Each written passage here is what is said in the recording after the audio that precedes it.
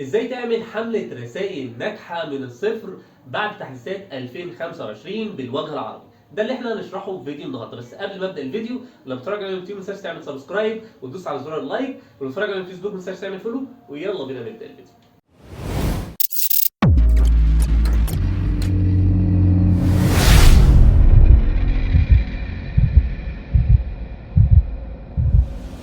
خلينا قبل ما نبدا اقول لكم على مفاجاه قويه جدا، وهو ان يوم السبت هنزل لكم استراتيجيه هتغير حياه البيزنس بتاعكم. الاستراتيجيه دي انا اول مره اتكلم فيها على اليوتيوب، ما حدش اتكلم فيها على اليوتيوب قبل كده، عشان كده يوم السبت هغير من حياه البيزنس بتاعكم في الاستراتيجيه القويه جدا. خلينا ناخدكم كده بسرعه ونروح على الداشبورد ونشوف ازاي بقى بنعمل الاعلان ده، ونشوف ايه هي التحديثات اللي حصلت، ونشوف كل التفاصيل عن التحديثات الجديده. يلا بينا نخش على الداشبورد. ندخل بقى على مدير الاعلانات عشان نبدا بقى ننشئ الحمله بتاعتنا. اول حاجه طبعا نخش على مدير الاعلانات، نيجي كده عند مستوى الحمله وندوس على انشاء، الزرار الاخضر ندوس عليه كده. بعد كده بيظهر لنا اهداف الحملات الاعلانيه. بيبدا الفيسبوك يقول لك اختار هدف الحمله الاعلانيه بتاعتك. طبعا احنا عايزين الهدف من الاعلان بتاعنا ان احنا نعمل اعلان رسائل، ولكن بهدف المبيعات. يعني الرسائل تبقى رسائل بيعيه، الرسائل الشخص اللي بيبعت رساله يكون شخص قريب جدا ان هو يشتري. فعشان كده بنختار هدف المبيعات. بقول للفيسبوك انا الهدف من الاعلان بتاعي ان انا ابيع من خلاله. طب بأنهي شكل؟ انت كده هدف الاعلان الحمله الاعلانيه مبيعات. طب عايز المبيعات دي تجيلك في انهي شكل؟ في شكل رسائل، وده اللي احنا ايه هنشوفه دلوقتي. بعد كده بنختار، بعد ما نختار المبيعات بنختار متابعه، بندوس على زرار متابعه. بعد ما بندوس على زرار المتابعه بيظهر لنا كده مستوى الحمله الاعلانيه.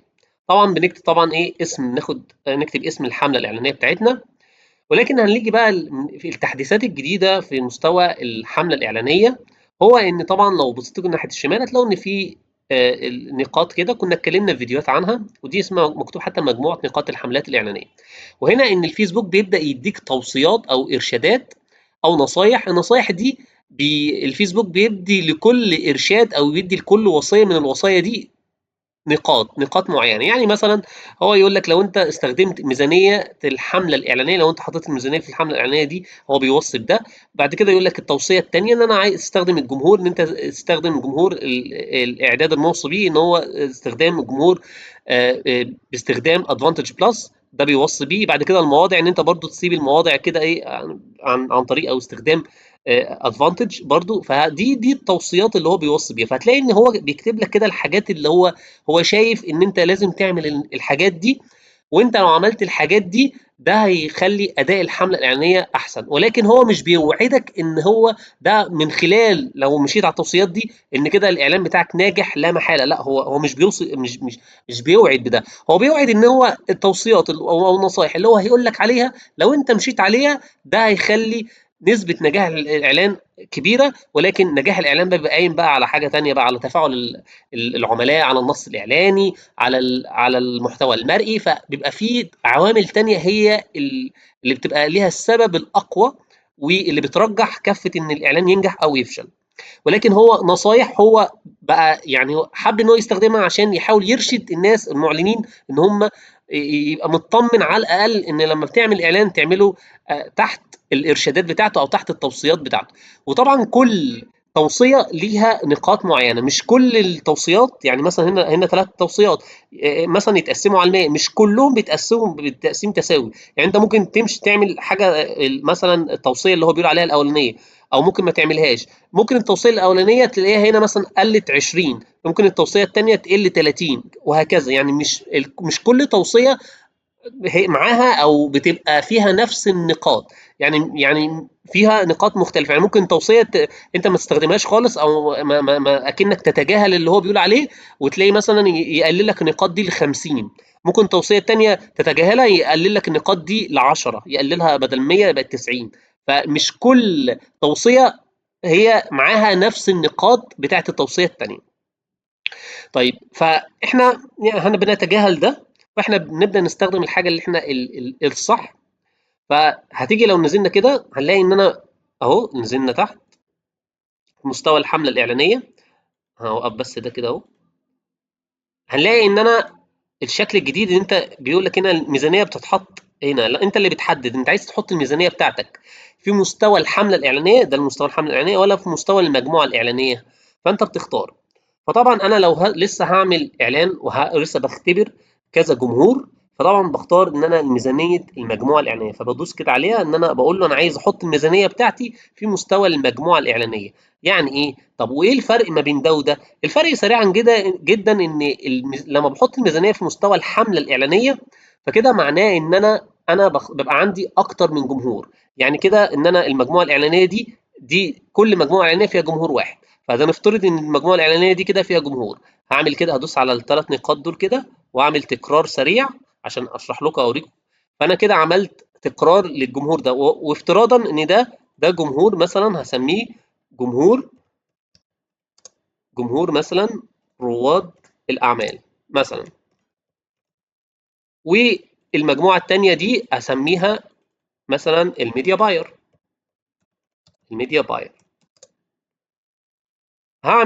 هعمل تكرار كده، اجي عند ثلاث نقاط هنا عند المجموعه الاعلانيه وادوس تكرار سريع. هيكرر لي نفس المجموعه الاعلانيه دي بالظبط. وهيجي هنا مثلا هغير، هفترض مثلا ان ده هنقول مثلا اصحاب المشاريع مثلا، اللي هم لسه داخلين التسويق جديد مثلا على سبيل المثال. فدول ثلاث مجموعات. فانا لما باجي عند مستوى اهو، لو رجعت كده جيت عند دوست كده فوق، ده مستوى الحمله الاعلانيه، او ادوس هنا كده اهو، بدوس هنا كده او بدوس هنا. اول ما باجي كده هنا بيبقى عندي كده الخيارين اهو. بنزل تحت بيبقى عندي الخيارين. الميزانيه بتاعتي اما احطها في مستوى الحمله الاعلانيه او احطها في مستوى المجموعه الاعلانيه. في مستوى الحمله الاعلانيه يبقى انا احط الميزانيه بتاعتي هنا اهو، في المستوى هنا هتلاقي مكتوب الميزانيه اليوميه، واحط الميزانيه اليوميه بتاعتي. طب ايه الفرق بقى ما بين هنا، ايه الفرق لما انا احط الميزانيه في المجموع في الحمله الاعلانيه والميزانيه في المجموعه الاعلانيه؟ الميزانيه في الحمله الاعلانيه ان انا مثلا لو حطيت مثلا على سبيل المثال 900 جنيه في اليوم، ال 900 جنيه دي الفيسبوك هيوزعها بطريقه مختلفه. كل توزيع الميزانيه بيختلف عن توزيع الميزانيه في في المجموعه الاعلانيه. دي ليها طريقه ودي ليها طريقه. توزيع الميزانيه في الحمله الاعلانيه ال 900 جنيه دول بيتوزعوا على الثلاث مجموعات الاعلانيه، ولكن مش بالتساوي، على حسب اداء كل مجموعه اعلانيه. يعني لو اداء المجموعه الاعلانيه دي الاولانيه اقوى، فهتلاقي ان هو مثلا يصرف مثلا في اليوم دي مثلا 400 جنيه، ويدي دي الاداء بتاعها اقل شويه، فيدي دي 200 جنيه، ويدي دي مثلا كده 400 و200 600، ويدي مثلا دي مثلا 300 جنيه، وهكذا. فهو بيقسم. لو انا استخدمت ميزانيه الحمله الاعلانيه، فهو هتلاقي توزيع الميزانيه على حسب اداء كل حمله اعلانيه. كل ما كان اداء الحمله الاعلانيه اقوى، فهو كل ما يديها فلوس اكتر. هو ده هو من منظور الفيسبوك ان ده معناه ان المجموعه الاعلانيه دي بدل ادائها احسن، يبقى هي اللي هتجيب نتائج اكتر، فعشان كده بيديها اكتر الفلوس.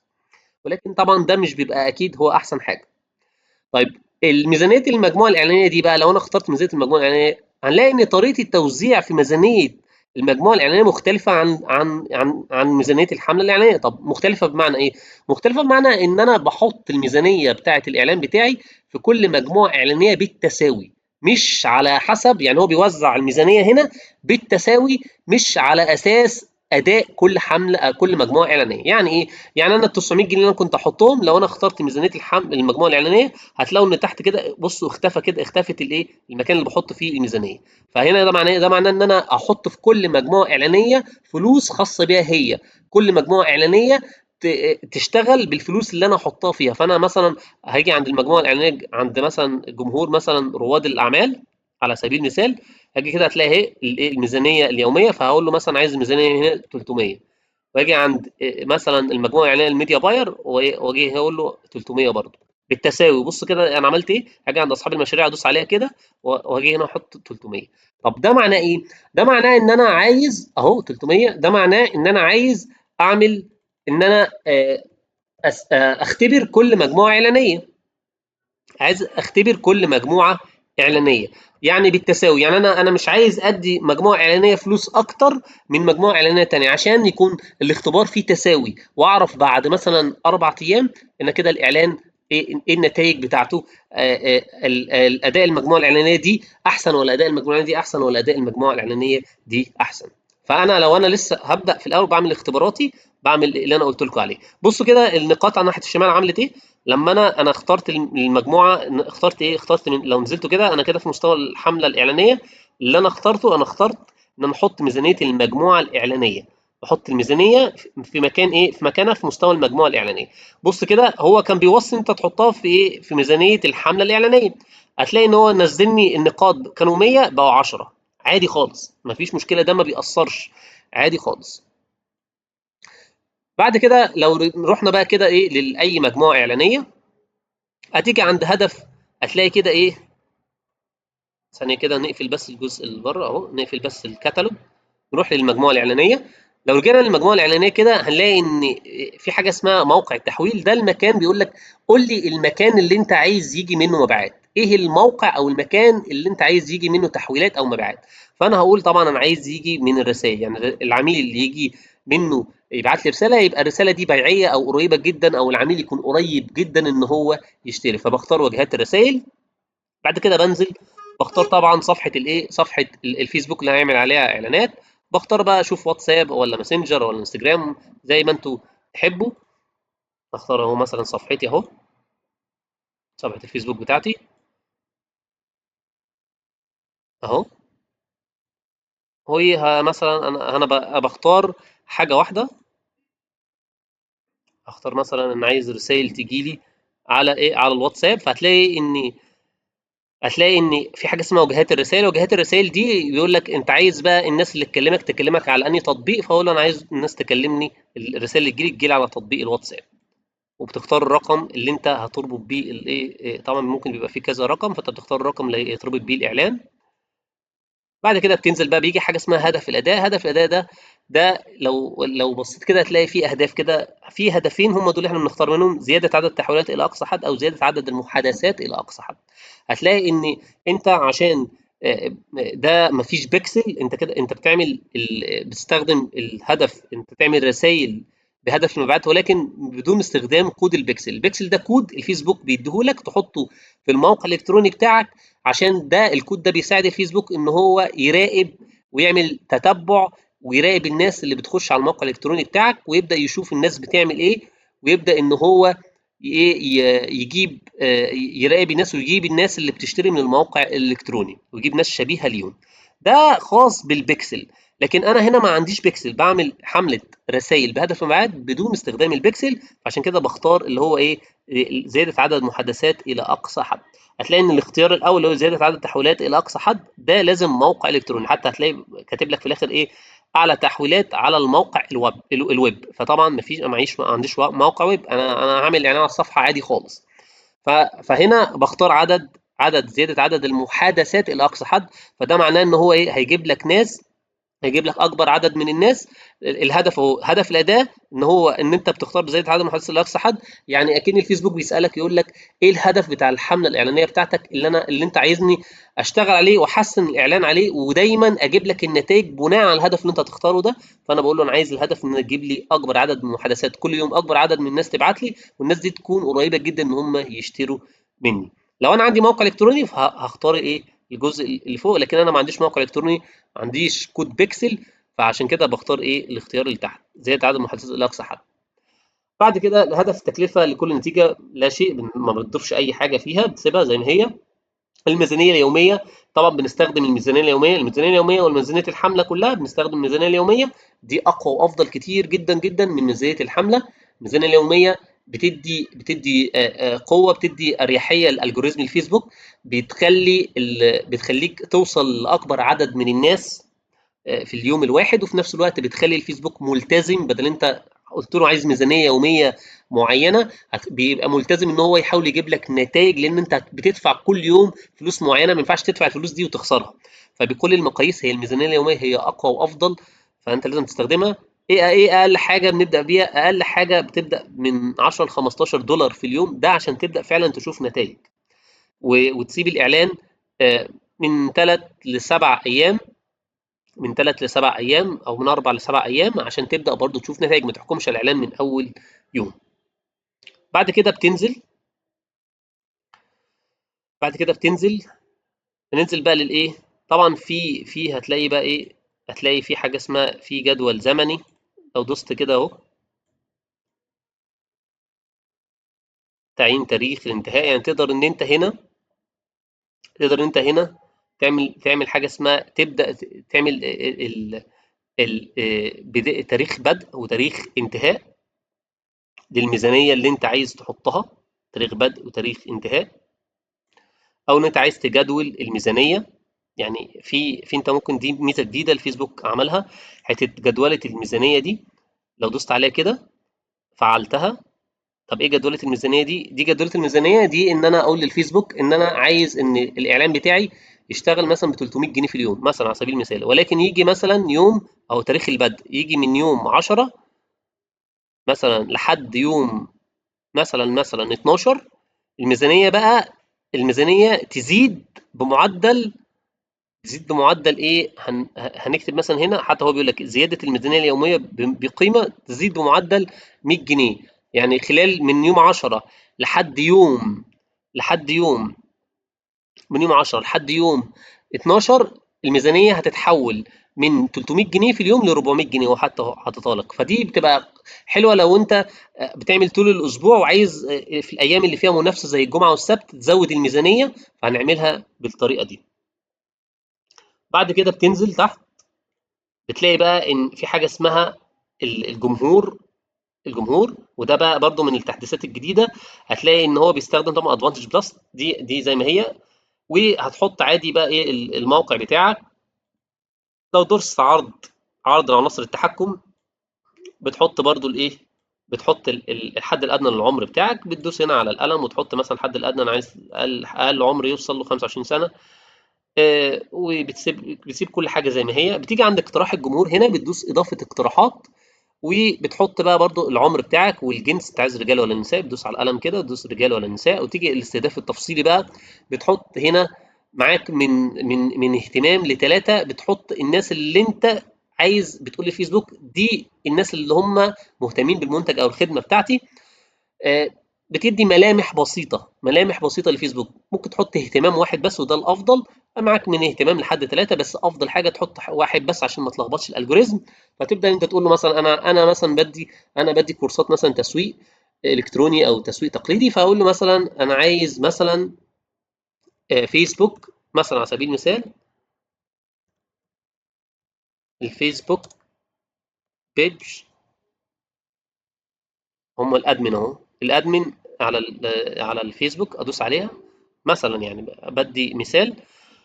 فالمسؤولين الصفحه على الفيسبوك دول دايما هم بيعملوا، دايما دول بيبقوا اصحاب صفح، وبيبقى عندهم البيزنس بتاعهم وبيعملوا اعلانات بنفسهم، فدول انا بستهدفهم. فانا بس بحط له الاهتمام ده كده، بس كده، وبسيب الفيسبوك هو بقى يشتغل والذكاء الاصطناعي يشتغل. ويبدا بقى ان هو بيشتغل. لو لقى في ناس غير، يعني بيروح للاهتمام بتاعك ده، لو لقى في اهتمامات تانية، آه، في ناس ممكن ان هم يستخدموا او يتفاعلوا مع الاعلان بتاعك بس انت مش حاططهم له هنا، هيبدا ان هو يروح لهم، مفيش اي مشكله. فهتلاقي ان في الذكاء الاصطناعي بيتعلم، بيروح للناس اللي انت حاططهم له في الاول، بعد كده يبدا هو بقى يستكشف مين هم اكتر ناس بيتفاعلوا مع الاعلان، وهيحول لك نتيجه من الاعلان بتاعك. بعد كده بتنزل كده تحت، هتلاقي ان في حاجه بقى تعديل او في تحديث جديد اسمه تقييد معدل وصول اعلانك. لو دوست عليها كده هتلاقي بيظهر لك الحاجتين ده. دي يقول لك اما انت تختار بقاء الاعدادات الحاليه اللي احنا كنا بنشتغل فيها دلوقتي، او تبديل الاعداد. تبديل الاعداد ده اللي هو كان يقول لك، كان في الشكل القديم يقول لك تبديل الى الجمهور الاصلي، يعني يرجعك للشكل القديم من الاستهداف. لو دوسنا عليها كده تبديل الاعدادات، بصوا كده هيرجعكم للشكل القديم. بتحط العمر، الجنس، الجمهور المخصص، الاستهداف. ولكن ايه الفرق ان الذكاء الاصطناعي هو اكتر واقوى باستخدام ميزه ادفانتج بلس في النظام الاولاني. حتى بيقول لك لو عايز ترجع للتبديل اللي انا بوصي بيه، ممكن ترجع عنه. بصوا كده في النقاط، لما احنا عملنا التبديل الاعداد، هو كان موصي ان احنا نستخدم الجمهور باستخدام الاعدادات الموصى بيها اللي هي ادفانتج بلس. لما احنا غيرناه قلل لك النقاط بقت 89. ولكن احنا الافضل ان احنا فعلا نرجع للايه اللي هو تبديل الاعدادات الموصى بيها باستخدام ادفانتج بلس اهي. باستخدام الجمهور بيستخدم ادفانتج بلس دي اقوى، بتستخدم الذكاء الاصطناعي. وحتى هو بيقول لك سنصل تلقائيا الاشخاص الذين من المرجح بشكل اكبر ان يستجيبوا. هو بيبدا ان هو هيروح للاهتمام اللي انا حطيته له، وهيبدا ان هو كمان الجوريزم تشتغل والذكاء الاصطناعي يروح لناس ثانيه، ويبدا بقى يشوف مين اكتر ناس هم فعلا هيحققوا النتيجه الاعلان بتاعك. وطبعا بنسيب دي زي ما هي، دي المواضع. لو انتوا طلعنا فوق كده هنلاقي دي المواضع اللي هي اهي، اللي هي المواضع زي ما هي بنخليها زي ما هي برضو باستخدام ادفانتج بلس. هتلاقي النتائج هنا بيقول لك ان انت هيجي لك من 9 رسائل ل 26 رساله. النتائج اليوميه من 12، الاعلان يوصل من 12000 ل 35000. وطبعا ده الجمهور. طبعا الجمهور ده احنا بنحاول ان احنا الجمهور ما يبقاش افضل حاجه لما تيجي تبدا، يبقى بنتكلم في مثلا من 2 ل 3 مليون، عشان ده لو انا بعمل اعلان لاول مره. فدي برضو حاجه ايه، حاجه مهمه جدا ان احنا نحاول بنقلل ايه الجمهور. طبعا ده بنقلله بقى عن طريق كذا حاجه. ممكن العمر، نيجي عند العمر كده مثلا، نيجي كده نروح قايلين مثلا 45 مثلا على سبيل المثال. بصوا هتلاقي نزل ل 6 مليون. ولو عايزين نخليه كمان 40 مفيش مشكله اهو 40. بص نزلها ل 5 مليون. وهكذا تقدر بقى انت تعمل ايه. ممكن تختار الجنس مثلا هنا يبقى بدل رجال، بدل ممكن رجال بس، هتلاقيه يقلل لك اكتر بقى 3 مليون ل 4 مليون. فدي الطرق اللي انت تقدروا تقللوا بيها عشان توصلوا في الاول الجمهور يبقى من 2 ل 3 مليون. بعد كده ممكن ايه ان هو تستخدموه عادي بقى زي ما انتوا عايزين تتوسعوا يعني. بعد كده بندوس، بعد كده بقى بتيجي عند المستوى بقى ايه الاعلان. خلاص انا خلصت المجموعه الاعلانيه، خلصت المجموعه الاعلانيه. اجي بقى عند ايه، اجي كده ناحيه الشمال الاعلان، وبعمل الاعلان بتاعي مفيش اي مشكله اهو. باجي بختار طبعا انشاء اعلان. استخدام محتوى حالي ده بتستخدم منشور من على الصفحه، بتختار منشور من على الصفحه بتاعتك. لكن انا ما بحبش اعمل كده، بحب استخدم انشئ اعلان. انا اللي احط انشاء اعلان، يعني انا اللي احط بيبقى اعلان خافي مش ما يظهرش على الصفحه. انا احط كل البيانات بتاعته. فبختار انشاء اعلان، واختار تحميل يدوي، وبختار صوره او فيديو واحد، وبلغي دي اعلانات من معلنين متعددين. بلغيها لان ده بيظهر الاعلان بتاعي وسط المعلنين التانيين. فطبعا انا مش حابب حاجه زي كده، لان كده هيبقى في مقارنات للعميل. لو لقى ان الاعلان بتاعي وسط بيظهر في صوره وسط صور الاعلانات المنافسين بتوعي، لو المنافسين حد حاطط فيهم عرض اقوى مني، فتلاقي العميل بيروح له ما بيروحليش. فطبعا او بيدوس على الاعلان بتاعه ويدوس على الاعلان بتاعي. فدي طبعا مش حاجه مش كويسه. فعشان كده احنا ايه ما بستخدمهاش.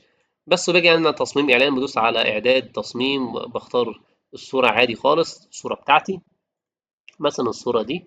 بعد كده ادوس التالي، ما بشغلش الاختصاص ده، بدوس التالي. بعد كده عادي بدوس الغاء.